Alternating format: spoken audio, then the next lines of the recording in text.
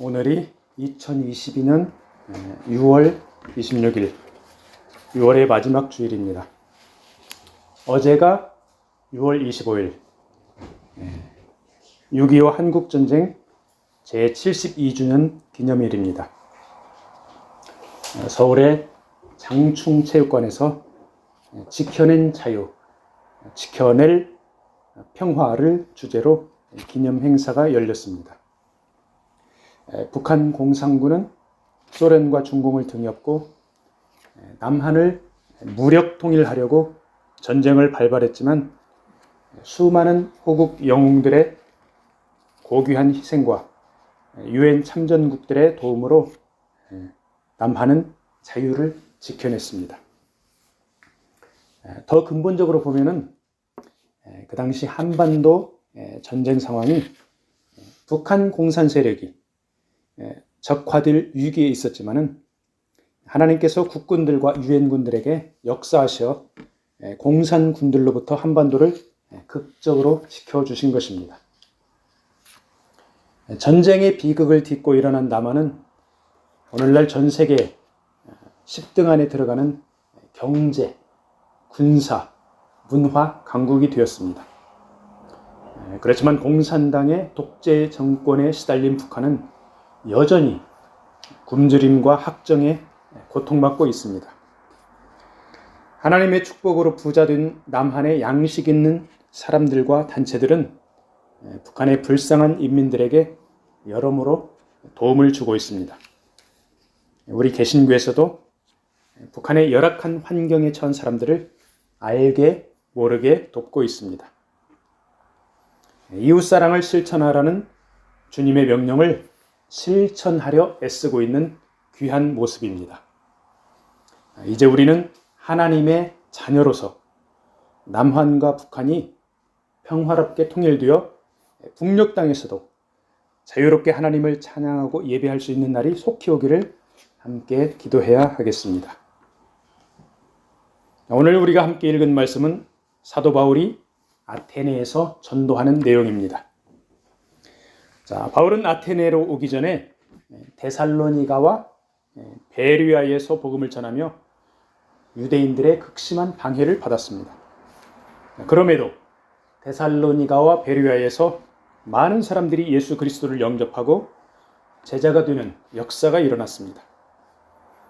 비록 유대인들의 박해로 사도 바울은 아테네로 피신했지만은 데살로니가와 베르야에서는 하나님의 말씀이 뿌려져서 무럭무럭 자라고 있었습니다. 한편으로 실라와 디모데는 베르야에 남아서 새 신자들을 말씀으로 양육했습니다. 바울은 아테네로 피신하는 정처 없는 발길이었지만 낙심보다는 기쁨이 앞섰을 것입니다. 무엇보다도 아테네로 도망치는 길에 혼자가 아닙니다. 믿음의 형제들이 동행해주며 지켜주었습니다. 자신이 복음을 전하여 믿음의 동역자가 된 제자들이 성장하여 고난 여정에 동행하며 섬겨주는 것은 바울에게 엄청난 힘이 되었습니다. 새로운 행선지인 아테네를 향하며 바울은 데살로니가와 베르야에서 많은 사람들이 주님께 돌아온 것을 기뻐하며 하나님께 감사했을 것입니다. 자, 이제 아테네에 도착해서 도시 분위기를 보니까 온 성에 우상이 가득합니다. 여러분들 고대 그리스 로마 신화 읽어봤죠? 거기에 많은 신들이 나옵니다. 제우스 등 그 올림포스 12신과 그 다음에 신전들 많이 있습니다. 파르테논 신전, 포세이돈 신전, 올림피아 헤라 신전 등등 그런 신전들의 유적지가 아테네에 아직도 있습니다. 자, 성령 충만한 사도 바울의 마음에 거룩한 분노가 일어났습니다. 성령께서 인도하시고 동행하는 사람들은 하나님을 대적하는 온갖 우상들을 마주하면 이렇게 거룩한 분노가 일어납니다. 그런데 육신에 속한 사람이나 아직 믿음이 자라지 못한 사람들은 감정적인 일에 분노를 쏟아냅니다. 자신의 자존심이나 체면을 조금이라도 건드리면 즉각적이고 부정적으로 반응합니다. 엊그제 뉴스에 보니까 고속도로에서 운전하던 운전자가 상향등을 비추어 댄다고 다른 운전자에게 비비탄 총을 쏴버렸습니다. 그런 일이 한국에서 있었습니다. 잠깐의 분노를 참지 못하고 다른 사람을 해치는 폭력적인 방법을 동원한 그 운전자, 감옥에 갇힐 처지가 되었습니다. 그렇게 운전하는 사람을 공격하면은 앞에 특수자가 붙습니다. 특수상해. 이런 식으로 하면은 감옥에 갈 확률이 높습니다. 자, 우리 그리스도인들은 이런 육신에 속한 분노를 조절하는 그런 인내를 가져야 하겠습니다. 자, 하나님 나라가 도전받는 상황에 거룩하게 분노하는 영의 사람이 되도록 성장해야 합니다. 영의 사람은 어떤 사람입니까? 성령의 열매를 맺는 인격적인 사람을 말합니다. 그리스도인들이 운전하다가 양보하고 웃어주면은, 그렇게 미덕을 보이면 적어도 그런 그리스도인들 주변에서는 교통사고의 가능성이 크게 줄어들 것입니다. 인격적으로 성령의 열매를 맺어가며 하나님 나라의 질서를 어지럽히는 우상의 세력들을 보고 분노하며 애통하며 기도하는 그리스도인들이 절실하게 필요합니다. 아테네시의 온갖 우상을 보고 거룩한 분노를 일으킨 사도 바울은 그에 상응하는 실제적인 행동을 취합니다. 그가 취한 행동은 예수 그리스도 생명의 복음을 회당과 장터에서 날마다 everyday 열심히 증거한 것입니다. 그 당시 디아스포라 유대인들은 지중해에 연한 여러 도시에 흩어져 살면서 회당을 세워 공동체 예배와 교육을 담당했습니다. 아테네에도 유대인 회당이 있었는데 사도 바울은 그 회당에서 유대인들과 그다음에 유대교로 개종한 이방인들에게 복음을 증거했습니다. 바울은 회당은 물론 장터에서도 복음을 증거했습니다. 회당에서는 유대인들이 많았고 장터에는 다양한 사람들이 있었습니다. 이렇게 회당과 장터에서 에브리데이, 날마다 열심히 복음 전하는 사도 바울은 아테네 시민들 눈에 금방 표시가 났습니다. 아테네 사람들이 보니까 그리스 신화에 나오는 신이 아닌 예수와 부활을 전하는 사도 바울, 이 사도 바울이 금방 표시가 납니다. 그래서 아테네 시민들 중에 그 철학 학파들, 에피크로스 학파의 사람들, 그 다음에 스토아 철학을 신봉하는 사람들이 사도 바울에게 논쟁을 걸어왔습니다. 자, 그 당시 고대 그리스는 비록 로마 제국의 점령을 받아서 통치를 받은 지 오래되었지만은 문화, 예술, 철학, 교육 그런 거의 중심지였습니다. 자, 특히 아테네 시민들의 자긍심은 매우 높았습니다. 로마 제국, 그 당시 언어, 로마 제국의 언어는 군사 행정 용어로 라틴어가 쓰였습니다. 그렇지만 철학이나 예술 그리고 실생활에서는 헬라어가 즉 그리스 말이 많이 쓰였습니다. 아테네 에피크로스 학파 철학자들, 그 다음에 스토아 학파 이 철학자들이 듣도 보도 못한 예수와 부활을 전하는 유대인 바울에 매우 호기심이 발동했습니다. 그 당시 아테네 사람들은 최신 사상이나 이슈에 대해서 매우 관심을 가졌고 시간을 많이 쏟았습니다. 그 당시 그리스에 유행한 그 두 철학 학파 공통점이 있습니다. 에피큐로스, 스토아 학파 공통점은 두 학파 다 인생의 목적을 행복에서 찾았습니다. 그리고 개인주의 경향이 강했습니다. 그리고 에피큐로스 철학과 스토아 철학의 다른 점이 있습니다. 자, 에피큐로스 철학은 행복을 쾌락에서 찾았습니다. 쾌락주의자들입니다. 스토아 철학은 이성적인 판단에서 행복을 찾는 금욕주의자들이었습니다. 에피큐로스 학파가 진정한 쾌락을 얻기 위해서 육체적 욕구를 줄이고 절제하며 검소한 생활을 해야 한다고 주장한 것이 어느 정도 일리가 있습니다.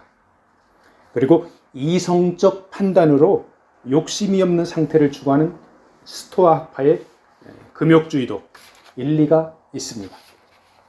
자, 이 두 학파가 추구하는 행복을 오늘날에도 많은 사람들이 추구하고 있습니다. 자, 행복을 추구하는 방식은 달라도 철저한 개인주의에 입각하여 어떤 사람은 불건전하게, 어떤 사람들은 도덕적으로 행복을 추구합니다.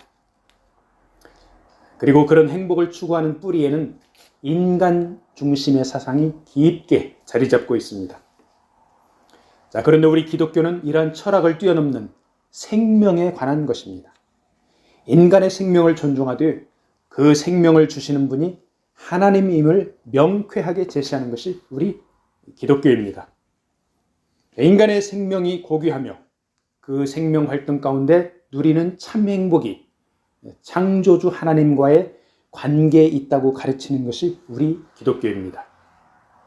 즉, 예수 그리스도를 통해 하나님과의 관계를 회복하는 것이 인생의 참 행복이라는 것을 알려주는 것이 복음이고, 그 복음을 사도 바울은 아테네 회당과 장터에서 열심히 증거하고 있는 것입니다. 자, 어제 6월 25일 한국에서는 6.25 전쟁 기념식이 있었는데, 이곳 토론토에서는 프라이드 퍼레이더가 있었습니다. 자, LGBT들이 토론토 다운타운 처치 스트리트의 집단으로 퍼레이드를 했습니다. LGBT는 레즈비언, 게이, 양성애자, 성전환자들, 그 성소수자들을 말합니다. 자, 고대 그리스 철학파들과 방식이나 사상은 차이가 있지만 이들 성소수자들이 지향하는 바도 자신들의 행복입니다. 성소수자들의 인권이 소중하다고 말하는 극단적인 개인주의의 집단화입니다. 그러한 극단적인 개인주의를 세력화하여 행복을 추구하려는 이면에는 어둠의 세력들에게 억눌려 하나님의 나라를 대적하는 것입니다. 다운타운의 처치 스트리트, 우리말로 교회의 거리입니다. 교회의 거리에서 동성애자 등 성소수자들이 모여 집회하고 시위하는 것은 그야말로 하나님 나라를 대적하는 것입니다. 성소수자들의 생명 역시 하나님의 형상을 닮아 창조된 고귀한 존재들입니다. 그러나 그들이 어둠의 세력에 동조하여 하나님을 대적할 때 심판을 피할 길이 없습니다. 중세 시대에는 수많은 동성애자들이 로마 카톨릭을 믿는 유럽 국가에서 처형을 당했습니다. 근대에 이르러서도 많은 국가에서 법적으로 제재를 받았습니다. 요즘에도 일부 이슬람 국가에서는 처형을 하고 있습니다.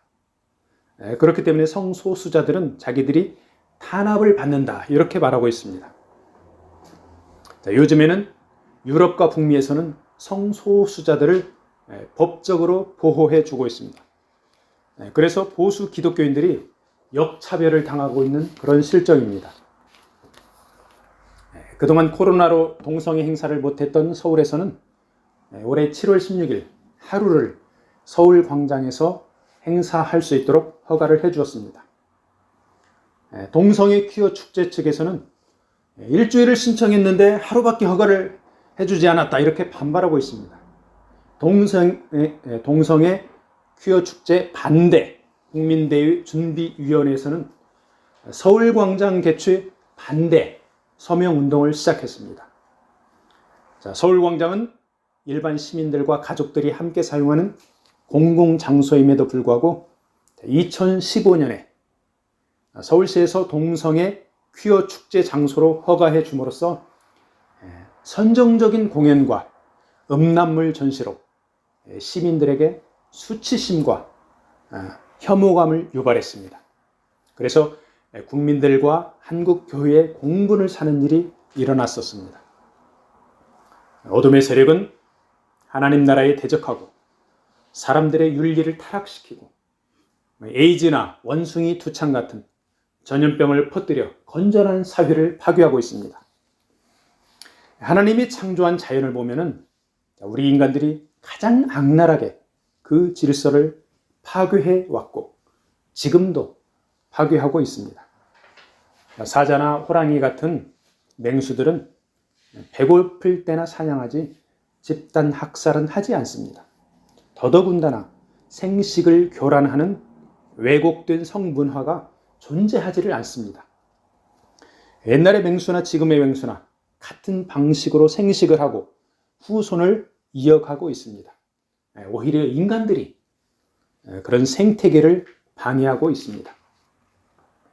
산과 들의 식물을 보아도 옛날이나 지금이나 과일과 채소들은 자연 방식 그대로 꽃이 피고 수정을 하고 성장하고 열매를 맺습니다. 오히려 인간들이 유전자 조작으로 식물의 창조 질서를 깨뜨리고 있습니다. 인간들이 자연계의 동물과 식물의 자연 질서를 깨뜨리는 것은 물론 인간 자신들의 생식 및 생존의 질서를 어지럽히고 있습니다. 하나님을 대적하며 자연을 무너뜨리고 있는 죄로 가득 찬 우리 인간들은 하나님이 창조한 자연을 보고 배워야 합니다.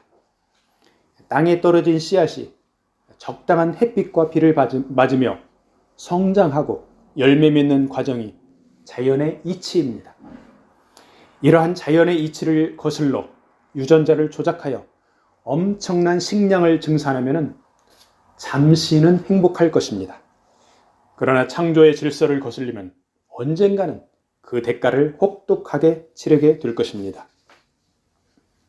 우리 인간들이 더 나은 세상을 만들고 더 행복한 삶을 살고자 산업을 발달시키고 끝없는 개발을 일삼게 된 결과가 지구의 기후변화입니다. 극심한 더위와 홍수 등 자연재해는 인간에게 행복이 아닌 재앙을 가져다주고 있습니다. 우리 인간은 이러한 재앙을 통해 자연을 통해 배우라는 메시지를 명심해야 합니다. 우리 인간이 추구하는 진정한 행복은 창조주 하나님을 기억하고 그 하나님의 자녀된 것을 기쁨으로 누리는 것인 줄로 믿습니다. 우리 그리스도인들 주변에 동성애자들이 넘쳐납니다. 인권이라는 허울 좋은 명목하에 비윤리적인 행위를 하는 사람들이 수도 없이 많습니다. 우리는 이러한 시점에 그리스도인의 정체성을 명확하게 인식해야 합니다.